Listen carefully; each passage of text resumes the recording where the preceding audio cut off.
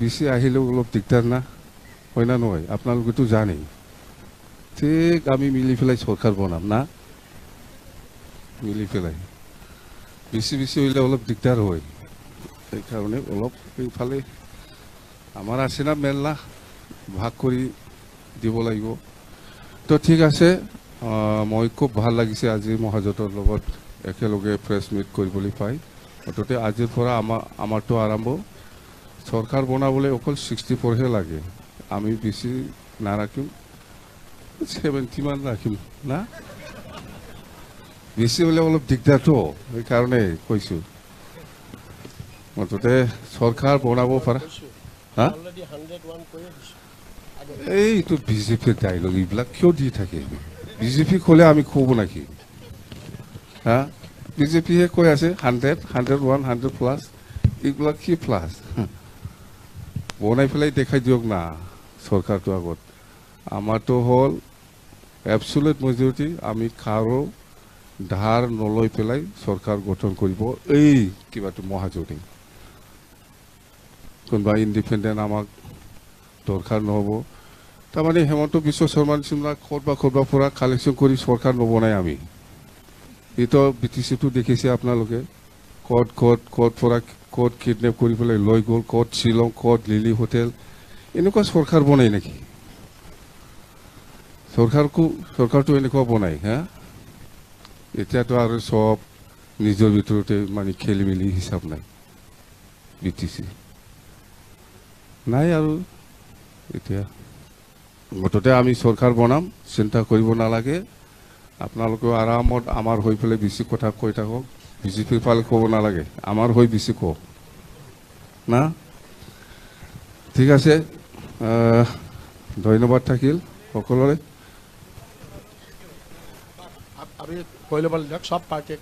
কি মুখ্যমন্ত্ৰী মোৰটো শেষ হ'ল এইফালে থেংক ইউ এতিয়া মই আমাৰ নিখিল ভাৰত কংগ্ৰেছ কমিটিৰ সম্পাদক অনিৰুদ্ধ সিংজীক দুআষাৰ ক'বৰ কাৰণে অনুৰোধ কৰিছোঁ Good afternoon, friends. The idea of Mahajot is to represent the diversity of Assam, and Congress party welcomes it. BPF in the mission. Now the question is why Mahajot? Mahajot is for creating jobs in Assam, to raise wages of tea workers, to guard the right and interest of all regional, religion, creed, caste of people of Assam, and to get them the best education and health, which BJP government did not get. Now as the BPF joins us, the Congress-led Mahajot, the aspirations of the people of Assam are about to find voice and shape in form of Mahajot government. We are talking about not 56, 70 seats, we are talking about 101 seats. As BJP says, they will get 100 seats. And I am sure with the alliance, with all the strong people out here, all the parties, and with the Congress, we are pretty sure and confident that we are making the government. Now the Bodolands People Front, with the alliance, and also agrees the best party to lead, that is Congress. The state to maintain peace, to bring prosperity, to bring harmony, to bring employment, to bring down price hike which is in the skies, to secure women and children, to educate better in the form of Congress. The AICC heartily welcomes Shri Hangrama Mohili to the Mahajot and all the allies with open minds and hearts. Thank you. ধন্যবাদ এতিয়া CPIMৰ state secretary Deven ভট্টাচাৰ্যক মই দুআষাৰ ক'বলৈ অনুৰোধ কৰিছোঁ সাতটা ৰাজনৈতিক দলৰ নেতৃবৰ্গ আৰু সাংবাদিক বন্ধু বান্ধৱীসকল বিশেষ কথা ক'বলৈ নাই। প্ৰথমতেই আমাৰ আজি 6 দলীয় যি আমাৰ ঐক্যমত হৈছিলে, নতুনকৈ আমাৰ BPF দলে আজি যোগদান কৰিছে হাগ্ৰামা মহিলাৰ নেতৃত্বত। আমি তেখেতক স্বাগতম জনাইছোঁ আৰু আগন্তুক বিধানসভা নিৰ্বাচনত যাতে আমি ঐক্যবদ্ধভাৱে সাম্প্ৰদায়িক বিজেপি দলক পৰাস্ত কৰি বা তেওঁলোকৰ সহযোগী দলবিলাকক পৰাস্ত কৰি অসমত যাতে এখন ধৰ্ম নিৰপেক্ষ গণতান্ত্ৰিক চৰকাৰ প্ৰতিষ্ঠা কৰিব পৰা যায়, তাৰ কাৰণে আমি যুঁজ দিম। আৰু এই যুঁজত অসমৰ সৰ্বস্তৰৰ ৰাইজক অসম বচোৱা, অসমত শান্তি সম্প্ৰীতি ৰক্ষাৰ স্বাৰ্থত যাতে আগবাঢ়ি আহে, এই আহ্বান জনাই মোৰ ক'বলগীয়াখিনি শেষ কৰিছোঁ। ধন্যবাদ। এতিয়া আঞ্চলিক গণমৰ্চাৰ অজিত ভূঞা ডাঙৰীয়াক তেখেতসকলৰ দলীয় বক্তব্য ৰাখিবলৈ অনুৰোধ কৰিছোঁ। 7টা ৰাজনৈতিক দলৰ সন্মানীয় নেতৃবৰ্গ আৰু মোৰ সাংবাদিক বন্ধুসকল, অসমৰ সংকটৰ সময়ত আমি এটা ৰাজনৈতিক পদক্ষেপ গ্ৰহণ কৰিছোঁ আৰু বিভিন্ন সময়ত আপোনালোকক আমাৰ বক্তব্য আপোনালোকৰ সন্মুখত দাঙি ধৰিছোঁ। আজি নতুনকৈ ক'বলৈ আমাৰ নাই, কিন্তু আটাইতকৈ আনন্দ আৰু আমাক শক্তি দিয়া, আমাক আগুৱাই নিয়াত প্ৰেৰণা দিয়া ডাঙৰ কথাটোৱে হ'ল যে BPFৰ মুৰব্বী হাগ্ৰামা মহিলাৰী এই মহাজোঁটত যোগদান। এই যোগদানে আমাক যথেষ্ট শক্তি দিলে আৰু আগুৱাই যোৱাত সহায় কৰিলে। তেখেতে কৈছেই যে যদিও ধেমালিকে কৈছে যে ময়ে চৰকাৰ গঠন কৰিছিলোঁ বিজেপি, এই কথাটোৰ কিন্তু এটা সত্যতা আছে। আৰু যিদিনা বিজেপি দল সংকটত পৰিছিল, অসম গণ পৰিষদ ওলাই যোৱাৰ পিছত, সেই সময়ত হাগ্ৰামা মহিলাৰ নেতৃত্বত বা তেওঁৰ দলেই আচলতে বিজেপিক সেই সংকটৰ পৰা ৰক্ষা কৰিছিল। কিন্তু এতিয়া কথাটো হ'ল, এইকাৰণে মই কৈছোঁ যে তাৰ পিছতো হাগ্ৰামা মহিলাৰীক বিজেপি দলে স্বৈৰাচাৰী আৰু সাম্প্ৰদায়িক এখন চৰকাৰে যিধৰণে অপমান কৰিলে আৰু তেখেতক যিধৰণে সেৱা কৰাৰ চেষ্টা কৰিলে, তাক আমি গৰিহণা দিছোঁ আৰু তেখেতক এই মহাজোঁটলৈ আদৰণি জনাইছোঁ। আৰু তেখেতে কোৱাৰ দৰে এইবাৰ কোনো কাৰণত কোনো পধ্যেই বিজেপি মহাজোঁটৰ এই যিটো আমাৰ আক্ৰমণ বুলিয়ে কৈছোঁ মই, তাৰ পৰা তেওঁলোকে ৰক্ষা নাপাব। আৰু যিসকলে জেনুইনলি বিজেপি চৰকাৰক আঁতৰ কৰিব খোজে, সেইসকলে মহাজোঁটক শক্তিশালী কৰিব। আৰু সেই উদ্দেশ্যে ৰিপুণ বৰাই কোৱাৰ দৰে ময়ো বাকী যি দুটা ৰাজনৈতিক দল আছে, আঞ্চলিক ৰাজনৈতিক দল, সেই দুটা দলকো শীঘ্ৰে মহাজোঁটত যোগদান কৰিবৰ বাবে আহ্বান জনাইছোঁ। আৰু বাস্তৱৰ যি এটা দাবী থাকে, সময়ৰ যি এটা দাবী থাকে, একোটা ঐতিহাসিক দায়িত্ব থাকে, সেই কথালৈ লক্ষ্য ৰাখি মহাজোঁটক যোগদান কৰি তেখেতসকলো শক্তিশালী হওক আৰু অসমক বিজেপিৰ অপশাসনৰ পৰা, সংবিধানক তেওঁলোকে যিধৰণে আক্ৰমণ কৰিছে, আইনৰ শাসন যিদৰে নোহোৱা কৰিছে, তাৰ পৰা অসমক ৰক্ষা কৰিব। এই কথা আপোনালোকক আকৌ এবাৰ দোহাৰিছোঁ। আৰু ময়ো কওঁ যে প্ৰতিটো ৰাজনৈতিক দল, লেফ্ট, বামপন্থী দল, আঞ্চলিক শক্তি, প্ৰগ্ৰেছিভ আঞ্চলিক শক্তি বুলি আমাক চিহ্নিত কৰিছোঁ। AIDF, কংগ্ৰেছ, এই মিলিত শক্তি। এতিয়া BPF আহিলে এই মহাজোঁটক বা এই শক্তিক ৰোধ কৰাৰ ক্ষমতা নাই বিজেপি। আজি মই বেছি নকওঁ, খালি এইটোৱে কৈছোঁ যে অসমত আজি প্ৰধানমন্ত্ৰী বাৰে বাৰে আহিব লগা হৈছে, গৃহমন্ত্ৰী বাৰে বাৰে আহিব লগা হৈছে। সেই কথাই প্ৰমাণ কৰিছে যে তেওঁলোকে ইতিমধ্যে ভয় খাইছে আৰু টকা পইচাৰে মানুহক কিনি, আৰু গোটেই অসমৰ বাছবিলাক আপোনালোকে দেখিছে যে তেওঁলোকে ৰিকুইশ্যন কৰিছে। আৰু গোটেই বাছবোৰৰ মালিকবোৰে আমাক কৈছে যে তেওঁলোকে এতিয়া যিটো ভাড়া পায় চলাই থাকিলে, তাতকৈ দুগুণ পইচা বেছিকৈ পাইছে। সেইকাৰণে আজি গুৱাহাটীৰ ৰাস্তাত বাছ নাই, চহৰবিলাকত বাছ নাই। কিন্তু মই এইটো কৈছোঁ যে এনেকৈ লাখ লাখ মানুহ গোটাই কোটি কোটি টকা খৰচ কৰি সভা পাতি সত্যক কেতিয়াও ঢাকি ৰাখিব নোৱাৰি, মিছাক কেতিয়াও সঁচা কৰিব নোৱাৰি। গতিকে অসমক তেওঁলোকে সৰ্বনাশ কৰিছে। এতিয়া আমাৰ গণতন্ত্ৰ ৰক্ষা, অসমৰ স্বাধিকাৰ স্বাভিমান ৰক্ষাটোৱে এই সময় ডাঙৰ কথা হৈছে। গতিকে আমি জাতীয়তাবাদ শক্তিশালী কৰাৰ স্বাৰ্থত, গণতন্ত্ৰ শক্তিশালী কৰাৰ স্বাৰ্থত, ধৰ্ম নিৰপেক্ষতাক ৰক্ষা কৰাৰ স্বাৰ্থত আমি অসমৰ ৰাইজক, পৰিৱৰ্তনকামী ৰাইজক আহ্বান জনাইছোঁ যাতে তেখেতসকলে 2021 চনত যিকোনো প্ৰকাৰে সৰ্বশক্তি প্ৰয়োগ কৰি বিজেপিক ক্ষমতাৰ পৰা উৎখাত কৰে। শেষত আপোনালোকৰ সহায় সমৰ্থন পাই আহিছোঁ আৰু আগলৈ পাই থাকিম এই আশা কৰি সকলোকে ধন্যবাদ জনাই মোৰ বক্তব্য সামৰিছোঁ। ধন্যবাদ। ধন্যবাদ। এতিয়া AIUDFৰ জেনেৰেল ছেক্ৰেটাৰী আমিনুল ইছলাম ডাঙৰীয়াক দুআষাৰ ক'বলৈ অনুৰোধ কৰিছোঁ। আজি আমি একেলগে 7টা দলৰ মুৰব্বী বা প্ৰতিনিধি ইয়াত বহিছোঁ। আমি চবকে ধন্যবাদ জ্ঞাপন কৰিছোঁ আৰু আমি সাংবাদিক বন্ধু বান্ধৱীসকলক ধন্যবাদ জ্ঞাপন কৰিছোঁ। আমি প্ৰথমেই সৰ্বভাৰতীয় সংযুক্ত গণতান্ত্ৰিক মৰ্চাৰ ফালৰ পৰা অসমৰ এটা শক্তিশালী ৰাজনৈতিক দল বড়ো পিপলছ ফ্ৰণ্ট BPF দলৰ যি সিদ্ধান্ত, হাগ্ৰামী মহিলাৰী ডাঙৰীয়া, খাম্পা বৰগী ডাঙৰীয়া, আমাৰ মত কেইবাজন নেতৃত্ব আহিছে, তেখেতসকলৰ এই সিদ্ধান্তক আমি আমাৰ দলৰ মজিয়াৰ পৰা তথা মিত্ৰজোঁটৰ ফালৰ পৰা আমি ৱেলকাম কৰিছোঁ। আমি ধন্যবাদ জ্ঞাপন কৰিছোঁ। আজিৰ পৰা আমাৰ মিত্ৰজোঁটত মই ক'ব বিচাৰিছোঁ যে আৰু নতুনকৈ 12টা এক্সিষ্টিং MLA আমাৰ লগতে এড হ'ল। অত্যন্ত শক্তি আমাক বাঢ়িল। আমি এইটো এটা আজি মানি ল'ব পাৰোঁ যে আমাৰ যথেষ্টখিনি শক্তি আৰু বাঢ়িল।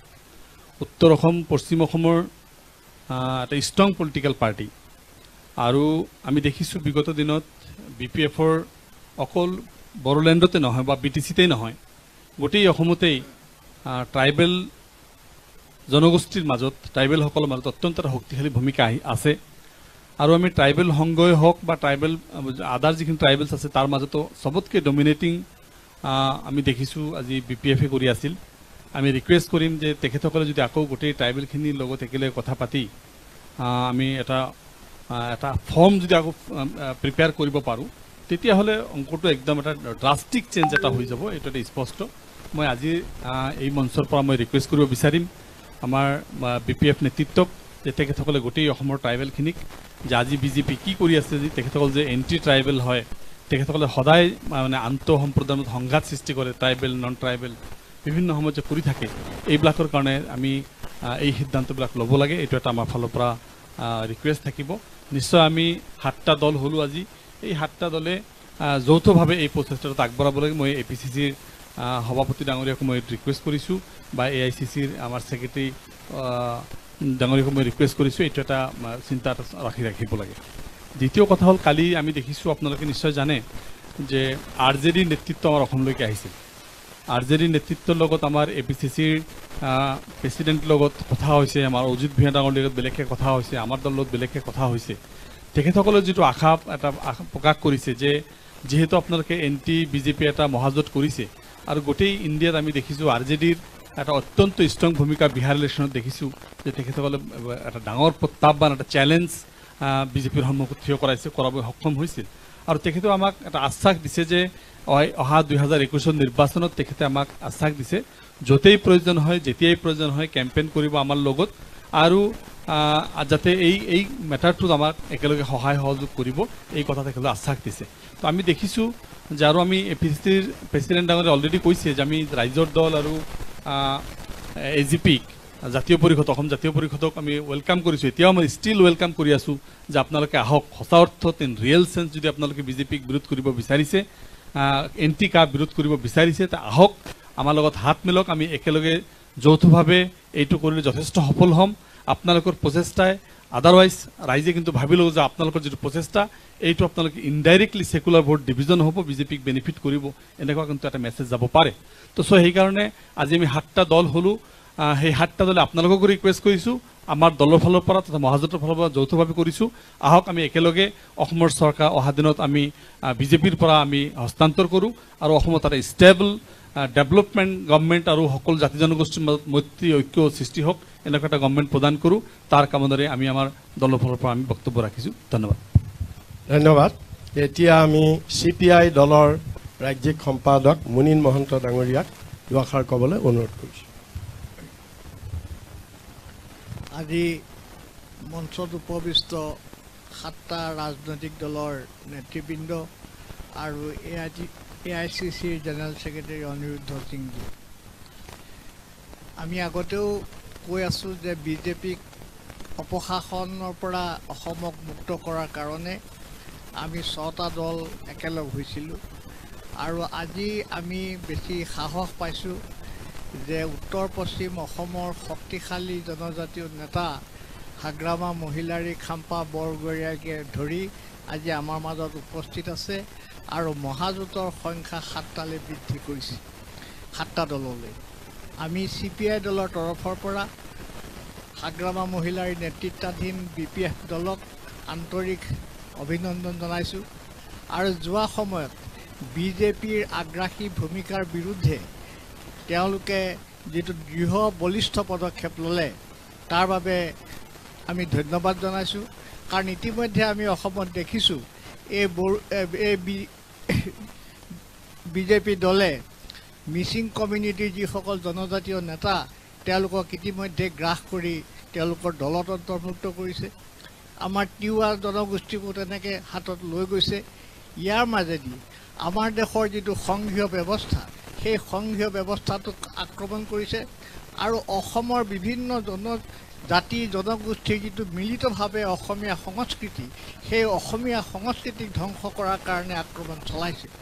সেইকাৰণে এই নিৰ্বাচন অসমৰ জাতীয়তা অসমৰ স্বকীয়তা ৰক্ষা কৰাৰ আন্দোলন আৰু এই ক্ষেত্ৰত হাগ্ৰামা মহিলাৰ যোগদানে যথেষ্ট এটা পজিটিভ বাৰ্তা আজি আমাৰ মাজত দিছে, আমাৰ মাজতো সাহস গোটাইছোঁ। আজি নিৰ্বাচনী নিৰ্বাচন ইতিমধ্যে ঘোষণা কৰিছে, কিন্তু গোটেই ৰাজ্যখনত এতিয়াও চৰকাৰী হৰ্ডিং আৰু অন্যান্য প্ৰচাৰ চলাইছে। বিভিন্ন ইলেক্ট্ৰিক পোষ্টত খালি বিজেপি জিন্দাবাদ লিখা আছে। 24 ঘণ্টাৰ ভিতৰত সেইবিলাক দূৰ কৰাৰ কাৰণে আমি দাবী জনাইছোঁ আৰু নিৰ্বাচনী সমিতি যাতে নিৰপেক্ষ হয়, নিৰ্বাচনী সমিতিয়ে যাতে কাৰো পক্ষপাত নকৰে সেইটো আমি বিচাৰোঁ। আৰু যিবিলাক আচৰণবিধি মতে যিবিলাক চৰকাৰী বিষয়া এতিয়াও নিজৰ জিলাতেই DC হৈ আছে, নিজৰ জিলাতেই 15 বছৰ ধৰি কাম কৰি আছে, সেইবিলাক বিষয়াক অবিলম্বে তাৰ পৰা বদলি কৰাৰ কাৰণে ব্যৱস্থা গ্ৰহণ কৰিব লাগে আৰু ইয়াৰ নামত সুযোগ লৈ পেলাই অন্য ৰাজনৈতিক দলৰ কাম কাজত বাধা দিব নালাগে। এই আহ্বান জনাই আকৌ পুনৰ আমাৰ অসমৰ যিকেইটা বাকী 2টা আঞ্চলিক দল আছে তেওঁলোককো মুকলি মনেৰে ওলাই আহি এই মহাজোঁটত অংশ লৈ বিজেপি বোধৰ ভাওনাত তেওঁলোকে এটা ভূমিকা গ্ৰহণ কৰক, এই আহ্বান জনাই আপোনালোকৰো সহায় সহযোগিতা আমি পাইছোঁ আৰু যাতে সেই সহায় সহযোগিতা পাওঁ তাৰ বাবে আহ্বান জনাই মই মোৰ বক্তব্য সামৰণি মাৰিছোঁ। ধন্যবাদ। এতিয়া আমি CPI-ML দলৰ তেখেতসকলৰ প্ৰতিনিধি দাস ডাঙৰীয়া আছে, মই তেখেতক দুআষাৰ ক'বলৈ অনুৰোধ কৰিছোঁ। সন্মানীয় আজি মহাজোঁটৰ নেতৃবৃন্দ আৰু সাংবাদিক বন্ধুসকল, মই প্ৰথমে CPI-MLৰ হৈ পংকজ কুমাৰ দাসে আপোনালোকক ধন্যবাদ জ্ঞাপন কৰিছোঁ। আজি আমাৰ কাৰণে মহাজোঁটৰ কাৰণে অতি গুৰুত্বপূৰ্ণ দিন। আমাৰ 6টা দলৰ যি মহাজোঁট, এই মহাজোঁটত হাগ্ৰামা মহিলাৰ নেতৃত্বাধীন BPF দলে আজি যোগদান কৰিছে আৰু এই যোগদানৰ জৰিয়তে অসমৰ মাটিৰ পৰা বিজেপিক উৎখাত কৰাটো আজি 200% নিশ্চিত হ'ল। আৰু আমি দেখিছোঁ যে বিজেপিৰ এই চমু শাসনকালতেই অসমক সকলো ফালৰ পৰা আজি গ্ৰাস কৰি আনিলে। শিক্ষা, স্বাস্থ্য, শিক্ষা, সংস্থাপন, কৃষি, শিল্পকে ধৰি সকলো আজি ধ্বংসৰ গৰাহত। আনকি আমাৰ গণতন্ত্ৰৰ ওপৰত আজি আক্ৰমণ নমুৱাইছে, নাগৰিক স্বাধীনতাৰ ওপৰত আক্ৰমণ কৰা হৈছে। গতিকে আমি মহাজোঁট আজি প্ৰতিশ্ৰুতিবদ্ধ যে আজি বিজেপি বিকল্প চৰকাৰ গঠন হ'বই আৰু এই বিকল্প চৰকাৰে, গণতান্ত্ৰিক চৰকাৰে অসমক পুনৰ নিৰ্মাণ কৰিব, সেই প্ৰতিশ্ৰুতি আমি ৰাখিছোঁ। আৰু অহা নিৰ্বাচনত অসমৰ ৰাইজে এইটো আজি নিশ্চিত যে বিজেপি আজি অসমৰ পৰা বিদায় ল'ব। কাৰণ বিজেপিয়ে অসমত আজি উপাৰ্জনশীল নাগৰিক আজি গঢ়ি তোলা নাই, হিতাধিকাৰী জন্ম দিছে। আৰু আজি আমি গাঁৱে ভূঞে দেখিছোঁ মানুহে হিতাধিকাৰী হ'ব বিচৰা নাই। অসমৰ এজন উপাৰ্জনক্ষম ক্ৰয় ক্ষমতা সম্পন্ন এজন নাগৰিক হিচাপে মানুহে গঢ়ি উঠিব বুলি বিজেপি আশা কৰিছিল, কিন্তু বিজেপি আজি অসমক ধ্বংসৰ গৰাহলৈ লৈ গ'ল। আৰু অসমক বচোৱাৰ স্বাৰ্থতে অসমৰ ৰাইজে আজি বিজেপি বিৰোধী চৰকাৰ অহা নিৰ্বাচনত দিশপুৰ স্থাপন কৰিব। ধন্যবাদ। ধন্যবাদ। এতিয়া মই প্ৰথমতে যদিও মই আঁত ধৰিছিলোঁ, আমাৰ প্ৰদেশ কংগ্ৰেছৰ বক্তব্যখিনি মই ৰখা নাছিলোঁ, মই এতিয়া আমাৰ কংগ্ৰেছ দলৰ হৈ মই দুটা বক্তব্য ৰাখিব খুজিছোঁ। যে সৰ্বপ্ৰথমে ময়ো আমাৰ অসম অলৰেডি আমাৰ অনিৰুদ্ধ সিং ডাঙৰীয়াই এইটো বক্তব্য ৰাখিছে, ময়ো আপোনালোকৰ দৰেই আমাৰ অসম প্ৰদেশ কংগ্ৰেছ কমিটিৰ তৰফৰ পৰা আজি আমাৰ এই মহাযুঁজত অংশগ্ৰহণ কৰা হাগ্ৰামা মহিলাই